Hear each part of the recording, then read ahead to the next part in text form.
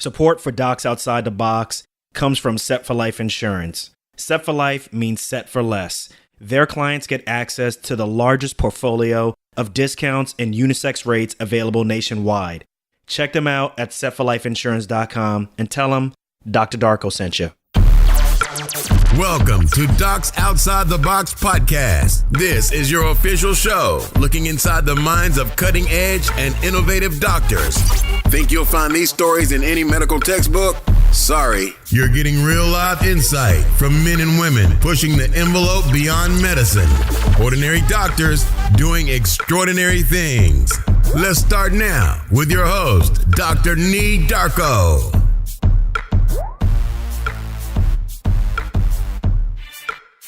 What's good, everyone? This is Dr. Nee. Thank you for joining me for another episode of Docs Outside the Box. Now, listen, what's the point of being financially free? What's the point of having a career outside the box, living the life that you want if you're not healthy enough to enjoy it?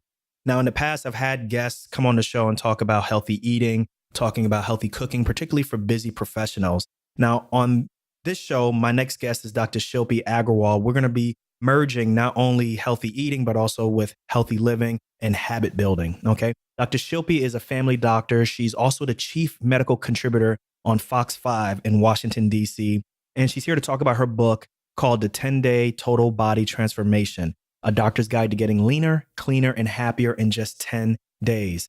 Now, a little bit about her. She is born and bred in that DMV area, Washington, D.C., Maryland area.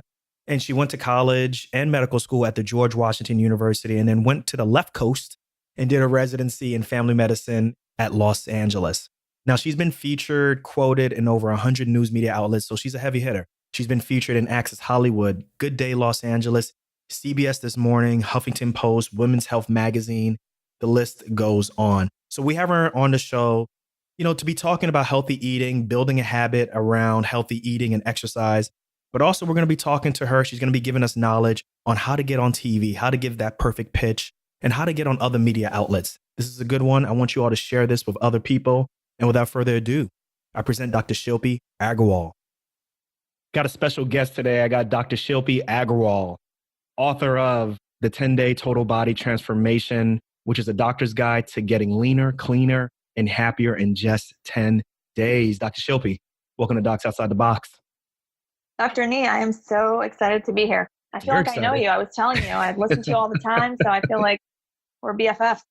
Well, that either means that I'm putting too much information on the show, or I don't know, maybe I got too many episodes, but I really appreciate that. And I'm really happy to have you on this show because a couple things. One, this book that you wrote is right on time, right? Because I am going through my whole body transformation. I started it before I got your book. But, for me, just, was always an athlete, was in good shape in college. And then you know what happens? You get into medical school and everything falls by the wayside and, packed a couple of pounds and I want to get myself fit, I want to get myself right. So this book is excellent. I read it, as a guy, I read it. I enjoyed it, learned a lot of different things. So I'm looking forward to getting into this with you. Oh, good. That's awesome. Yeah, that's my goal, really. I mean, I want it to be a really easy guide for people to follow and then take that as a framework, but then you can always keep coming back to it. It's not meant to be hard. I like the writing style. You're very down to earth. You kind of just take it more obviously you got the knowledge standpoint and from an authority standpoint, but also you seem like you're like a best friend. I think on your website, you kind of call yourself, what is it that you say yourself? You're obviously the doctor, family doctor, but you're also Right. I'm your go-to girlfriend. So girlfriend. Yes. Started that because all my girlfriends would ask me, hey, I got a quick medical question. So I'd say, okay, well, I'm the, your medical expert and your go-to girlfriend. I love it. Love it. Now, who's this book for?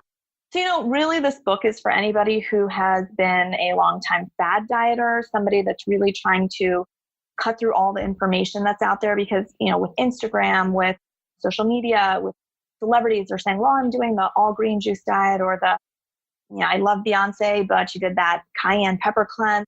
It's really confusing. So people need good science-backed information, but also an easy to follow plan.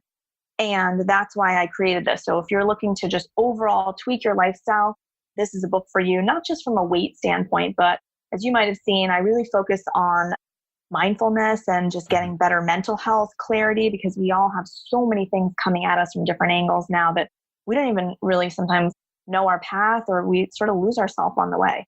I agree. I think obviously the big thing for your book is the habit, like developing that habit. Because you brought up a good point in the book, which is, there's no point in doing all of this stuff, losing the weight. But then as soon as you stop the diet or stop whatever fad it is, if you're going to gain the weight back or go back to what you normally are doing, then it's obviously too hard to be consistently doing this. So, why not develop something that's really quick and easy and something that you can continue? It's not too hard. You're a busy professional. And that's what I really enjoyed. We were talking before, like for me, I have like a bag of trail mix, that I would kill, and it's this huge bag that I would put a whole bowl. And, I'm thinking to myself, it's healthy. I got nuts in there. I got almonds and I got chocolate. But, can you talk about that? How much sugar is in that? How much more calories I'm taking in by not using the system that you talked about in your book? You're not the only person, and I fall prey to that too. I'm not perfect. I actually wrote this because when I was younger, I did a lot of different fad diets thinking, how can I lose a quick 5-10 pounds? And then I would just gain it all back. And Did I finally cleanse? cut through all of that. Of course I cleansed. Come on. I tried the juice cleanse, and I just also am a big lover of pop culture and celebrity. So I was also wanting to see like, well, if they're trying it, what is really happening? But I started to then get questions from friends, patients. And so I wanted to try these things and realize a lot of these things are not sustainable and they're not hitting the real main basics of simple nutrition and principles that nobody really tells you. So I think even as a health professional, we're expected to know everything and be in super good shape, but we're sometimes in the worst shape. I'm interested, like, those other cleanses and all those, in quotes, fad diets and so forth. I always want to know, like, are those like sanctioned by any type of like healthcare professional? Does someone, look at that and review that? Could be interesting.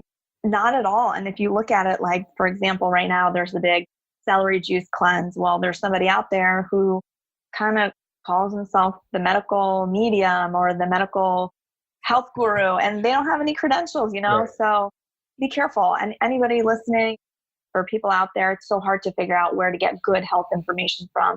So I wanted to write the book because coming from a doctor and someone who's been there and now as a mom too, you want good information, but also digestible information that you can use. That's not going to make you clean out your whole fridge and do something for 10 days that's very strict. You want to incorporate it into your regular life. What do you think is most important? Do you think like developing the habit is most important, or is it the exercise? Like if you can like put a percentage on it, or even, just take it from there. Like, what do you think is most important? For me, I think the hardest part for me is developing a habit and continuing with things, I think really resetting the framework, and that's why I lay it out in the 10 days, because over those 10 days, you really start to understand your body cues. So you'll start to understand your hunger cues. Were you just eating because you were bored? Were you eating because you missed lunch and you're just snacking at your desk and now all you're eating are a bag of trail mix because you were just so busy? But then, exercise, I swear by exercise. I love it for so many different reasons. I think at the end of the day, if your goal is weight loss, diet is really the big thing. It's diet, and then exercise really helps you to maintain and boost your body and mind.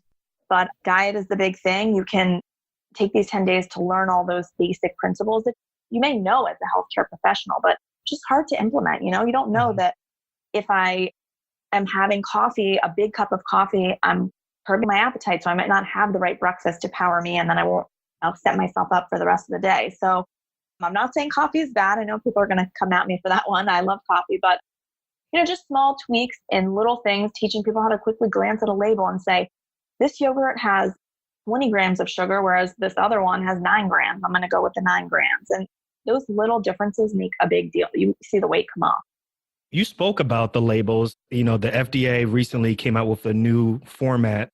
Look, I'm not even going to lie. I never read labels before because I didn't really understand it. It was just too much and stuff. So take us through that. Like what was the major change? How is it easier for us to understand? And one of the big changes is that they're really going to put out the calories per serving, and that one whole bag is going to ideally be a serving. So it used to be that you would get a bag of, say, chips or, candy or something, and you would say, oh, there's only 150 calories. But people would say, well, I eat the whole bag. It's not a big that's deal. what I would do. But then you realize, man, that whole bag, that 150 calories for 3 of those candies, and now I just actually consume 900 calories. So they're going to be a lot more transparent. You'll see that already. Let's take a step back, because this tripped me up.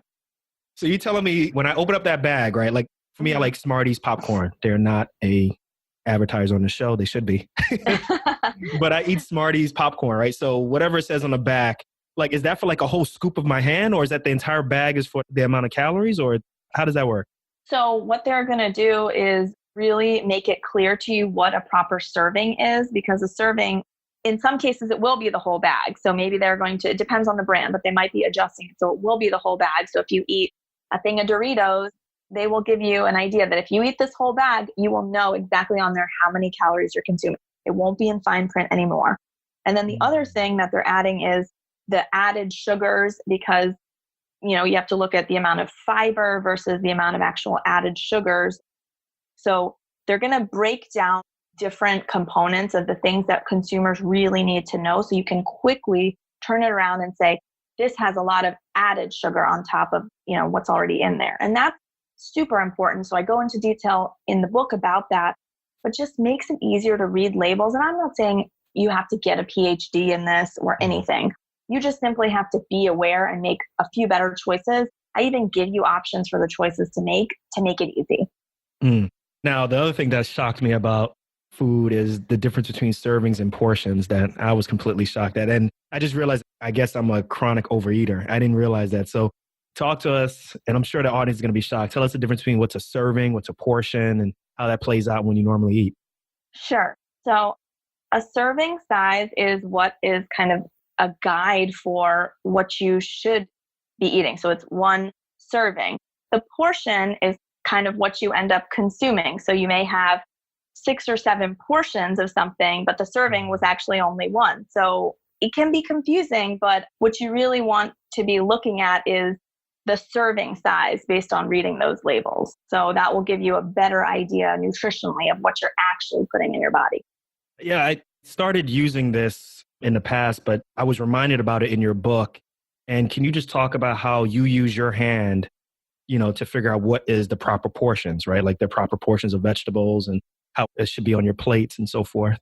Yeah, so I give you a pretty good guide that, for fist size, that's how much you want to look for things like protein or carbohydrates, like healthy carbs. You can use 2 fingers to measure out servings of fat or sweets. You can use the tip of your thumb to look for things like oils.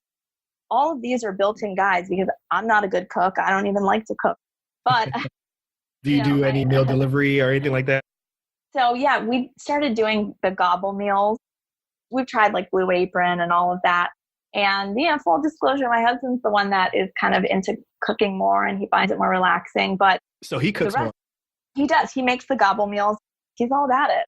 I feel like that's why I also provided recipes for people in the book that are really easy that I can make. It's like, if I can make it, if Shilps can make it, like anyone can make it. That's what I think. So, and again, these are guides. So I've given you a way to make pizza. If you like pizza, you can eat that. Pasta, I'm a huge pasta lover. So I will get the lentil pasta or the pea-based pasta and mix that in sometimes with my regular pasta to just make it healthier.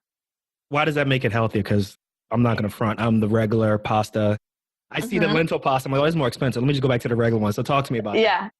Okay. So it makes it more expensive for really 2 main reasons. That it makes it more healthy and expensive for 2 main reasons. It is usually a bit higher quality ingredients, but then the main reason that I say it's better for you is that it's that back to that fiber factor, which is the more fiber that you're consuming, it's like a vacuum cleaner inside of your body. It's going to suck up all the bad stuff and help you get rid of it, eliminate it through going to the bathroom. So these pastas are really high in fiber and are very high in protein. Regular pasta is actually high in protein, but not as much as these ones. So this can help you take it to the next level. And you'll see that in every diet, fad or not fad, that we need to kind of increase our protein. And they look at something called macros. Talk about that in the book. And I say, well, you really got to get the specific amount of protein that you would need. So this is a great way to just have a meal that still tastes good, but you're having a lot of fiber and protein. Okay. I love it. I love it. Now, oftentimes, at least from my standpoint, I grew up in an urban area. I grew up in New York City and grew up in a part of New Jersey that's, right next to Newark. So, oftentimes I'm kind of familiar with the whole food desert. And I'm sure you're familiar with that also. And sometimes you notice that why is this the case? Like the healthier the food, right, the more expensive it is, right? Like it's a lot cheaper to go and find a McDonald's and get like a $4.99 Happy Meal. But in order to cook yourself something, it's like more expensive. And I think sometimes that affects how people eat, affects, what they want to, make for the night, because it's so easier just to go get some fast food. What are your thoughts on that? Totally. And I think that we have to kind of be reasonable, right? The goal is to be able to live in moderation and not say, you know what, Nee, you can never go get that Whopper again. That's not realistic, right? It's not realistic for me to say, of course, add the onions, the extra sauce. Supersize that.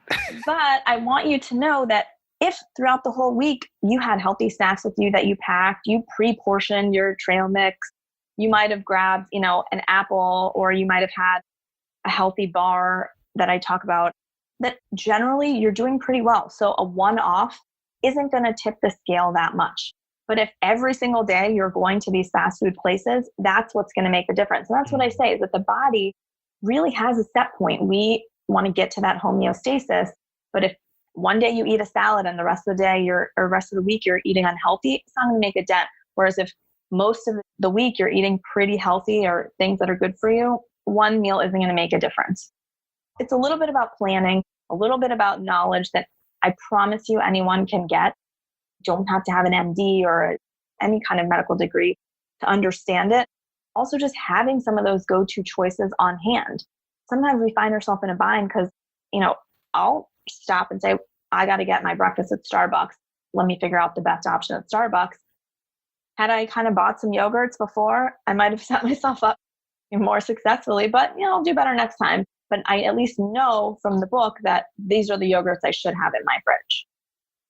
You have a trick to getting organic foods, because anytime I hear about organic food, it's more expensive. It doesn't look as nice, obviously. What's the deal with organic foods? Why should we be eating that? You gave like a list of the things that we really should be focusing on organic, and then the things that are like, that's not that big of a deal. Yeah. So every year, the EWG, the Environmental Working Group, puts out this list, the Dirty Dozen, the Clean 15. And some people say it's organic or bust, but here's kind of my quick and dirty tip. If it has like a peel or a shell, you don't necessarily need to buy organic. So bananas, I never really buy organic. And I happen to think that the regular ones taste fine. I peel them, it's fine. Okay. But the other stuff, like an apple, I'll try to buy that organic. Also, another thing to keep in mind, if it kind of looks too good to be true, you don't want to consume it. Like if there's an apple that's as big as your head, you're not getting more for your money, I promise you. It just seems unnatural. So I try to stay away from those things. But so you're saying there's a lot of like antibiotics and exactly chemicals in there. The more you can kind of just think of it as like an outer peeling or a covering, then you don't need to get organic. But otherwise, I provide you a list, and you want to stick to organic when you can. Some people, it's controversial. Some people will say, well, you can wash it as much as you want, and then it's kind of as effective as being organic. I think ultimately, my goal too is that if you are having bananas, apples, berries, as opposed to processed foods and other snacks, chips, cookies, candies, then you're already off to a better start. Dr. Shilpi, can I ask you a question? Yes. Yo, what the heck is kombucha? I've been seeing this stuff. I've been seeing kombucha like all these different places. Like there's a Whole Foods near me now. What is kombucha? I've never tried it before. It's expensive. It looks good, I guess. But what is it? Coffee or something? Okay, so it's fermented tea. And so basically what it is kind of like a fizzy tea drink. And it's really good because it has a lot of probiotics, which we know are kind of the healthy bacteria that your body needs, your gut needs. And I really think it's a good alternative to, if you're like really trying to detox from soda, that every so often you could get a kombucha and still feel that cold fizziness. Speaking of, try it. I may try it. It's been almost close to a year since I've had soda. I was a hardcore Pepsi drinker, through residency and everything. So the reason I'm drinking is, you can't see and the audience can't see, this is actually sparkling water. And I use that to get me off of soda. Me too. That's my jam. I tell you guys in the book, I was so addicted to Coke Zero. I mean, you name it. I was having 2 a day. But I talk about that. But that aftertaste. How do you drink that stuff? That aftertaste. Ah, man, I can still taste it. It tastes so good. You look like an addict. I'm sorry. It is. It's a slippery slope. Yeah, sparkling water. I love that. Sometimes it's just, not the same, but it certainly gives you that, you got to drink it really cold. It gives you that same fizz and bubbliness. And would you say what the stuff, the preservatives in Diet Coke is like the same thing it converts to formaldehyde or something like that? Yeah. So you guys got to look this up if you look at videos where they boil diet soda, it comes out as this tarry material and it has so many different small additives. So trust me, you're not doing yourself a service by having any of the diet drinks. You've completely cut that out of your... Yeah. I mean, I love the honesty. I know. Yeah.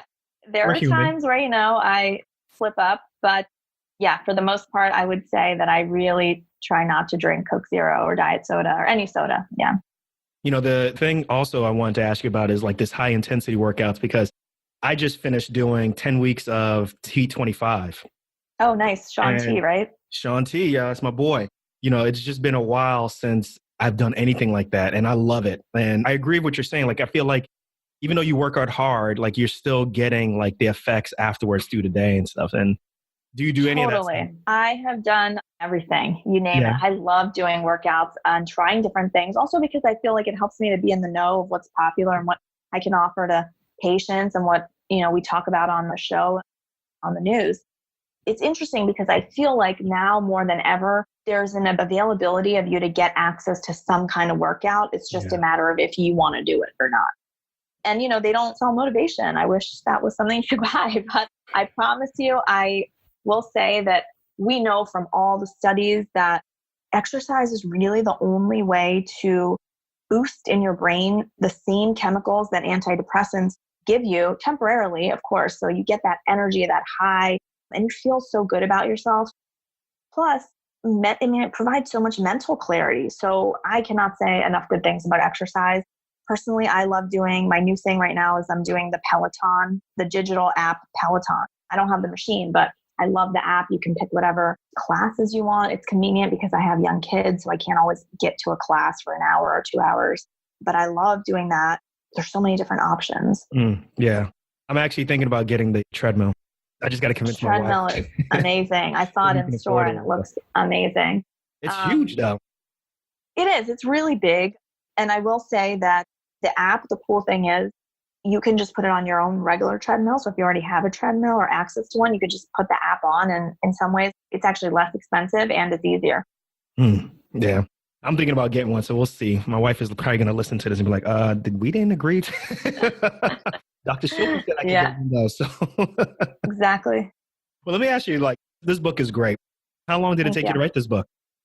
I had the idea for the book for a while, but then I would say fully said and done 6 to 8 months. Really? Okay.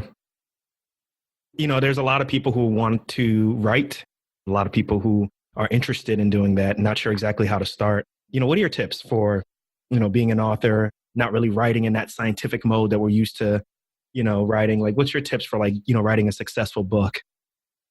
I would say, number one, be true to your inner voice, keep it real. I think the thing that's really helped me translate my book to find my niche audience and people who do end up liking it, they really felt like I was just talking to them and it was conversational. So don't try to be somebody that you're not, because be proud of who you are, write in the way that you want to write. The second thing I would say is I was a big fan of doing voice to text. I wasn't good at just like sitting on my computer and typing out chapter after chapter. So I did an outline. I said, this is the stuff that I want to talk about.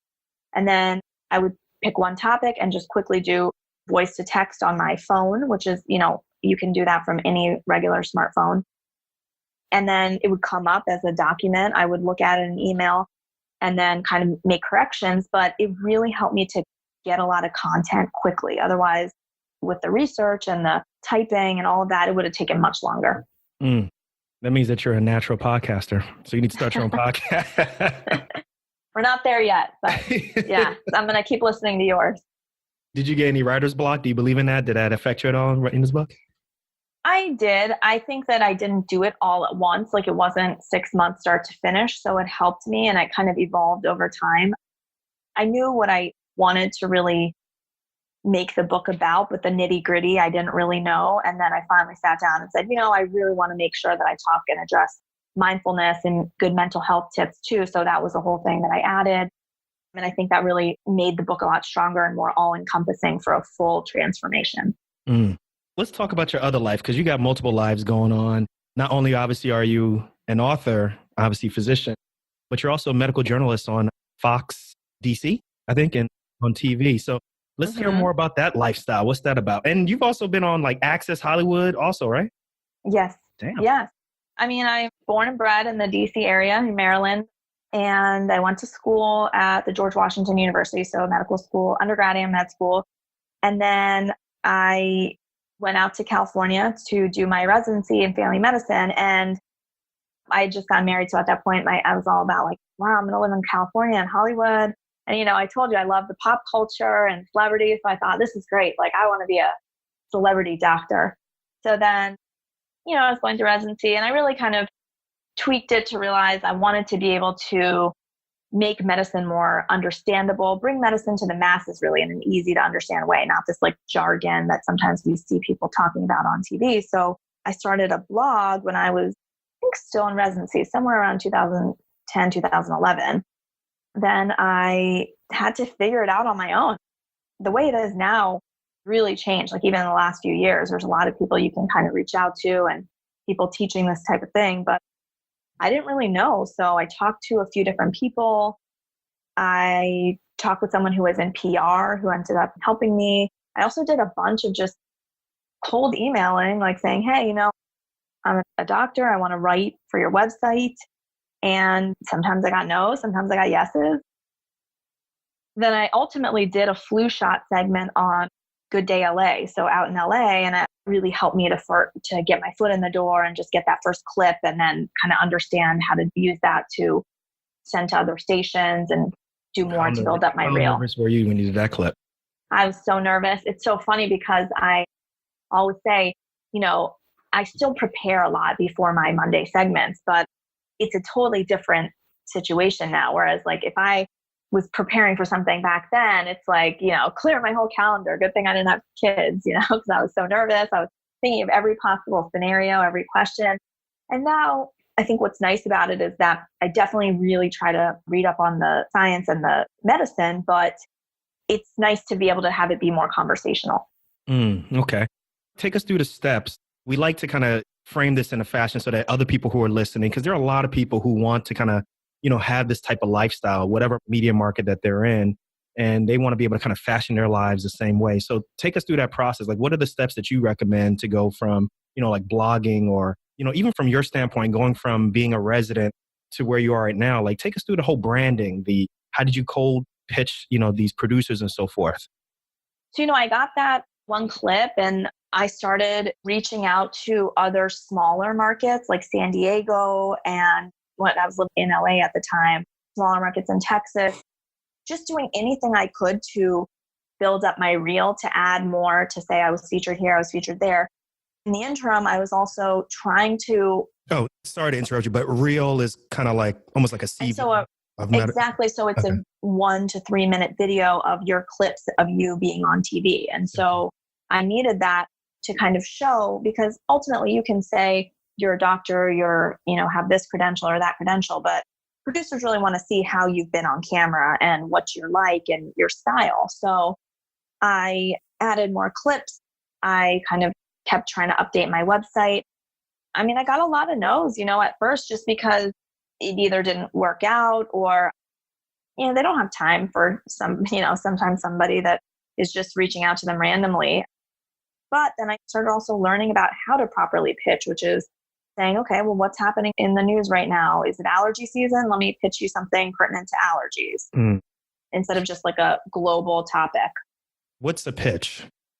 So a pitch is something that you come up with to reach out to a producer or somebody who's working on a segment of time in TV where they're looking for a topic to be talked about. And so, I'll give you that example of allergies. So a pitch for allergies would say, spring allergy season is coming up, and give a statistic about allergies and how many people they affect. And then here are Dr. Shilpi's tips to cope with allergies, give 3 different tips, put in props that I might use. And, there's your pitch, along with information about who I am and having been on TV before. So this isn't my first time. And if it is my first time, no problem. What I want people to really know is you got to start somewhere. So don't be afraid of starting. You're going to get some no's.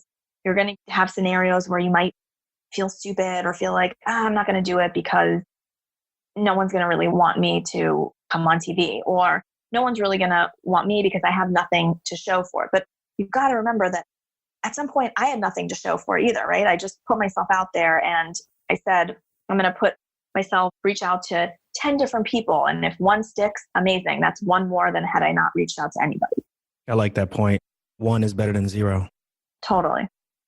Nowadays, people can live stream on their phone, like there's all these different resources that people can use now to kind of create the things or create a situation that they want to be in the future, although on a lower scale. Do you think that helps at all? Like maybe live streaming more on Facebook or Instagram or starting your own podcast? What do you think about that? Does that work, or is it just you got to really just get in front of TVs? No, I think actually all these other different mediums are amazing. I think that the more engagement you can have, the more you're putting yourself out there, no matter what method that is, the better off you are. I mean, I think podcasts are awesome. I listen to them. I learned so much from them. I, discovered you just looking for a different podcast for doctors. And I've watched YouTube videos. I mean, you can learn anything. You can put yourself out there in so many different ways now that didn't exist when I was actually starting out. And I'm not that old. So, it's like in 2011, there was really kind of maybe Facebook, Instagram wasn't even really a thing. I'm really like trying to get better at Instagram now. That's kind of my next goal. But IG's that where it's wasn't at a now. thing. Yeah, that wasn't a thing though. It was just kind of the bigger media outlets, TV. So don't feel intimidated by the fact that you haven't done any TV. If you've got 5 videos that you shot on your phone and you just put them up there and people are commenting and you're just being yourself, I think that's way better than one TV appearance, because I promise you that TV appearance will come. What's the best if that's really what you want. What's the best part about being on TV? I love the kind of fun environment that it is. It's kind of upbeat. You feel excited. You're around the buzz of stuff that's happening now and the trending topics. So it's a really great way to know what's happening. And then I really love it too, because you reach so many people. And I love hearing when someone says, you told me to get my colonoscopy and I was pretty scared about it, but then ultimately I did it and it was fine. I love hearing stuff like that. Or you told me to stop eating a whole bag of trail mix and I lost 10 pounds. And that makes me feel so good inside. So I think it's a really cool way of just reaching other people. And then the people that you meet on set, I mean, I would say the people here are like family now. I've seen them for 4 years, every week or sometimes more.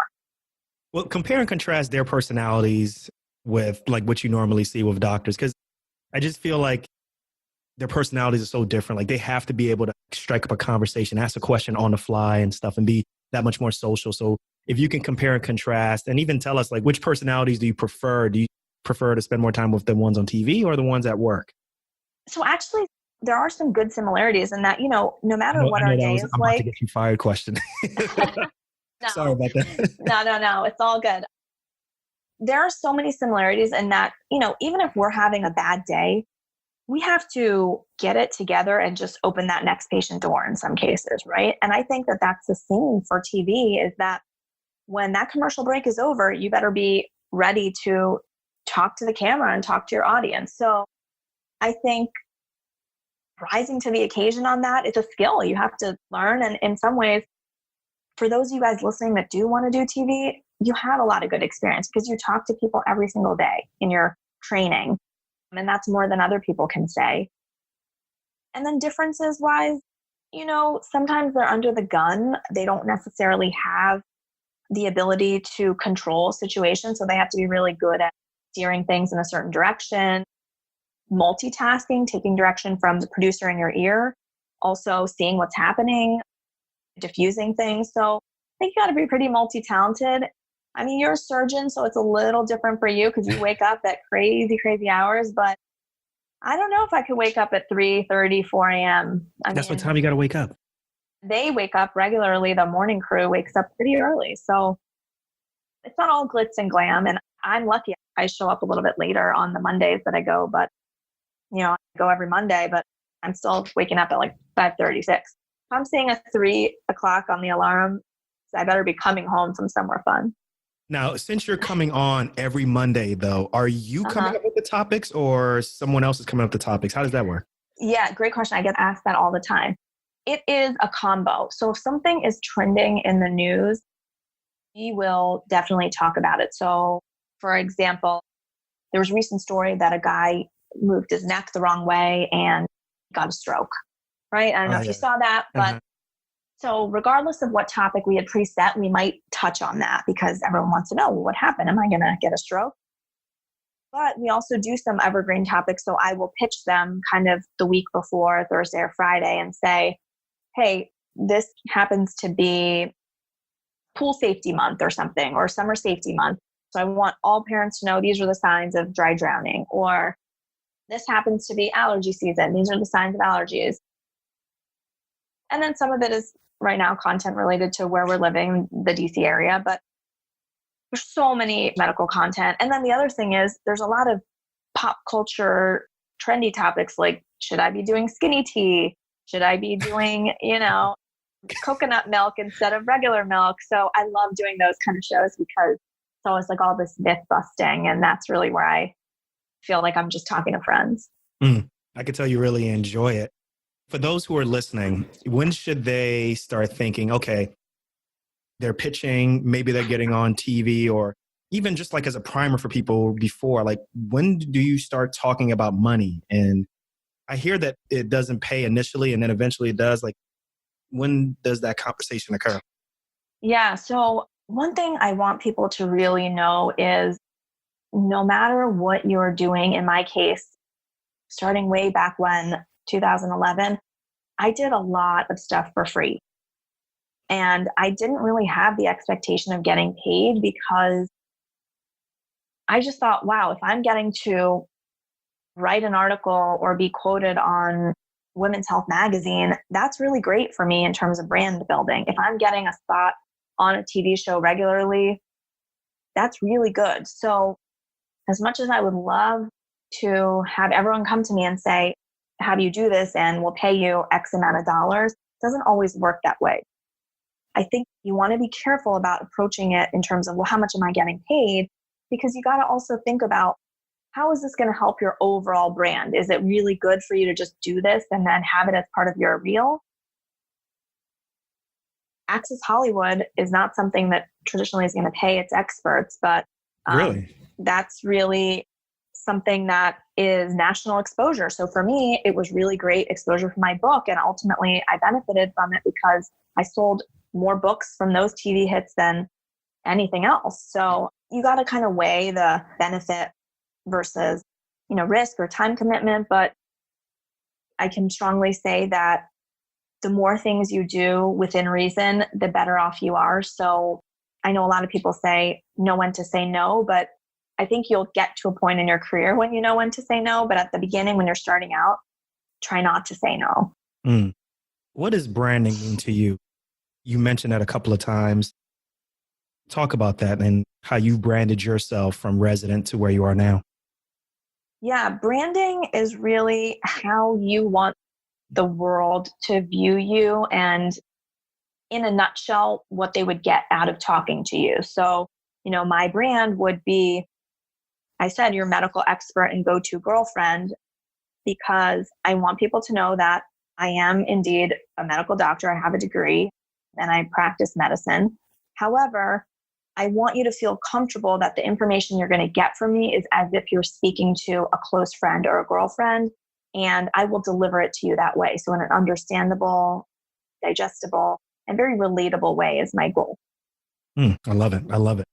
Well, look, Dr. Shilpi, this was really fun. I really enjoyed talking Thank to you. Like I said, big fan of your book. I read it. I'm a guy, everyone, and I enjoyed this book. It's for guys also. Yeah, that means a lot. Yeah, excellent book. It's called The 10-Day Total Body Transformation, a Doctor's Guide to Getting Leaner, Cleaner, and Happier in Just 10 Days. So, Dr. Shilpi, for those who are new to you, they're going to go check out your book. What's the best way for them to follow you, find your book, all of that? So Instagram, as I said, it's at Shilpi, Shilpimd. And the book is available on Amazon. So if you type my name, Shilpi Agarwal, or the 10-day total body transformation, you should be able to get the book. And I would love to hear from you. DM me with your questions, comments, good or bad. I'm always trying to improve. As I said, if you can dream it, you can absolutely do it. So I'm always looking for ways to get better. I love it. I love it. Well, look, I always ask all of my guests this question. We end the show with, I'm not just a doc, so Dr. Shilpi Agarwal, I'm not just a doc, I'm a dreamer. I'm a wife, a mom, and a girlfriend. I love it. Dr. Shilpi, thank you so much for being on Docs Outside the Box. Listen, I get questions about health, and exercise all the time. Do you think you come back on if you're not too busy and answer some questions with me maybe in the future? Yeah, absolutely. I would love to, even if you guys send in your questions.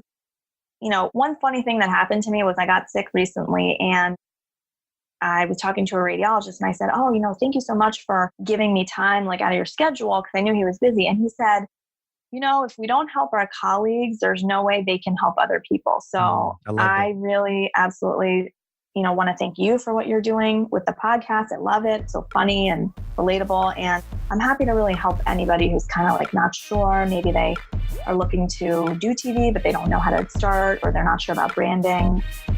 I went through all the struggles, so I'm happy to help you. We love it. We love it. We got to do this again.